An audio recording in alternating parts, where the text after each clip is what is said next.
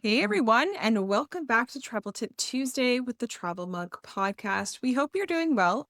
Always happy that you are here. Jen, how are you this fine Tuesday? I am doing very well. About to head to Copenhagen, so I'm getting very excited. As you should be. Well, I have recently actually returned from Portugal. So be sure, everyone, to tune in to our next full episode after this one to hear about my time there. But in advance of summer travel season, because we like to give here on the Travel Mug podcast, I wanted to talk in advance of that about something that likely has been happening maybe for a while, but we hadn't run into on our previous trip to Europe. It's an irritating topic, I will say this, and one that shouldn't even exist, but here we are. There's lots of those in the world. On the podcast in the past, we have actually covered that when traveling abroad and withdrawing cash or paying with a credit card, you should always either decline conversion or choose to pay in the local currency, depending on the situation. Now, still the case, those things still exist. And during our time in Portugal, however, there was a new option that we had not seen before, and it didn't happen every time. So you need to watch for it because it does seem to depend on the POS system being used by the business or company. So we did pay with credit card a lot. Um, Also paid with a lot of cash too, which I'll cover in the episode when the time comes. But when you do pay with a credit card, it would ask us, of course, if we wanted to pay in euros or Canadian dollars. And of course, we chose euros. And that used to be that. You paid, you left. This time, however, after the first option to pay in euros, we were then asked again if we wanted to accept or reject the conversion.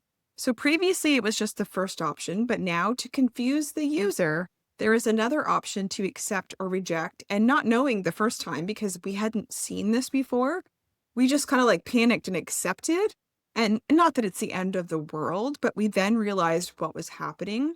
So you always choose the local currency, and then you second time now have to choose reject. They're just trying another step to try to get you to spend more money through their conversion. And again, I'm not saying that this is new, but it is new since last time we were in Europe, which I guess was 2024 at this point.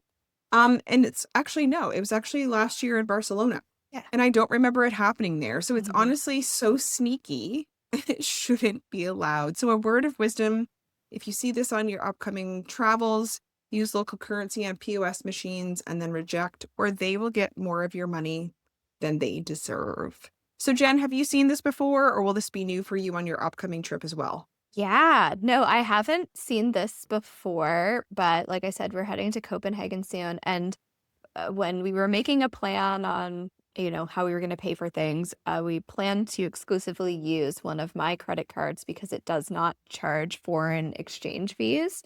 So, and also, I tried to get Danish kroner at the bank and they couldn't order it in for me. So that was annoying. Why? I don't know. The bank was like, we don't bring this currency in. And I was like, okay, guys, Okay then. that's All right. annoying.